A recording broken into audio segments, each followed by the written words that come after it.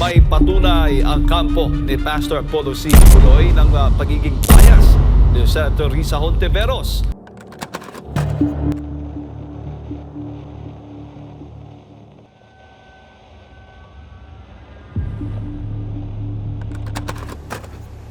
The ethical dilemma or issue involved with reporting the issue is that the news reporters of Sunshine Media News International, or also known as SMNI, were biased in providing a perspective on the issue between Senator Sa Hontiveros and Pastor Apollo Kibuloy.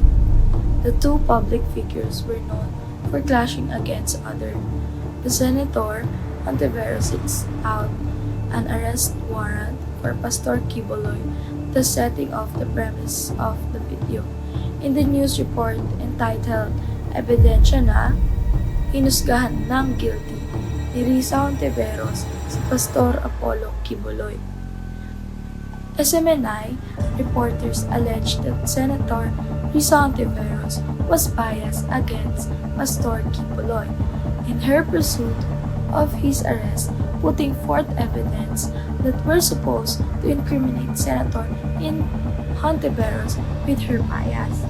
However, the news report provided evidence that were not substantial nor was not enough to point out Senator Hontiveros' bias, as most of the evidence were either speculative or presented in a misleading method.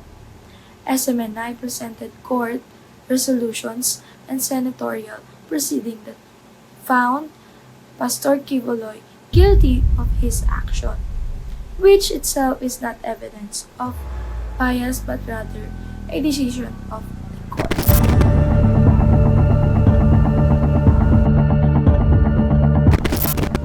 Thus, it is obvious that SMI were heavily biased in their news report, heavily favoring Pastor Kibuloy in their report and putting forth information that would clear his name and shift the blame to Senator Sa Hontiveros.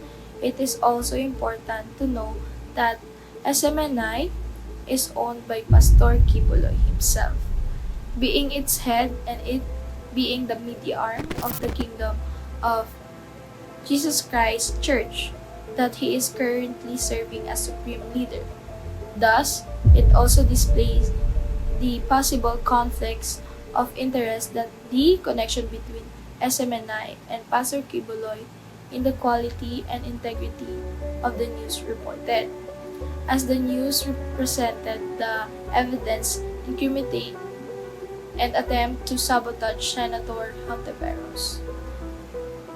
Attempt to do the law with due process, it is important that viewers are able to discern whether the news is factual, impartial, and honest, as it would lead to drastic consequences if this foundational principle of journalism are avoided.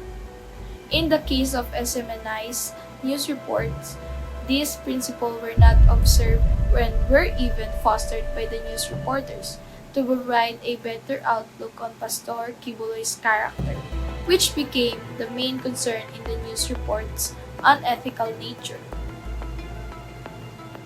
Because of its obvious pondering of bias and partiality, it violates the important principle of justice and truth-telling, which infringe on important media ethics and thus making the report highly unethical. Unfortunately, the ethical issue of bias and its violation of the principle of truth-telling and the principle of justice was not resolved in the report or after it is evidenced by their lack of follow-up information to the video that will better reinforce their position. The video is also still available to view in their official YouTube channel, highlighting their inability to view their bias. Frankly, the bias affected the quality of the news significantly, as it just proved that SMNI is still unreliable, given that the news that they deliver is painfully one-sided. It proves that the news quality of SMNI cannot really be in par with other news conglomerates in the country. if they continue to pander news reports that are biased and very degrading of other people, in the case Senator Hontiveros. Frankly speaking, the news report was highly unethical on its own.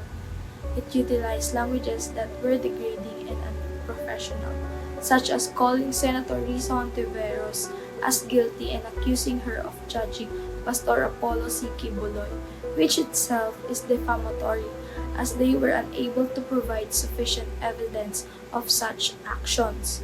By doing so, the news report had already infringed upon the principle of compassion in the media ethics in delivering the news report, particularly because of how inflammatory their perception of Senator Hontiveros is and how they attempt to assassinate her credibility when reporting. The principle of justice and truth-telling were also not observed due to the news report obvious bias. However, the report was transparent on where they had gotten their evidence, and although rooted in factual sources, their evidence were just not sufficient to incriminate Senator Hontiveros on what they are accusing her with.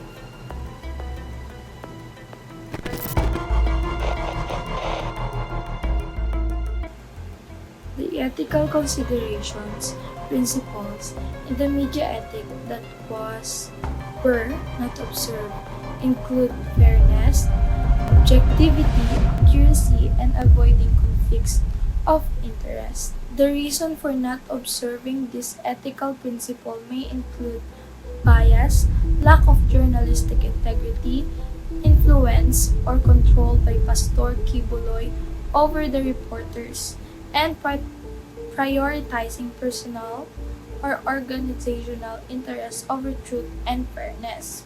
A specific part of the report that disregarded ethical principle include unfairly criticizing Senator Risa, muting her voice, focusing on biased opinions rather than factual evidences, and allowing personal comments from Pastor Kibuloy's lawyer to influence the narrative.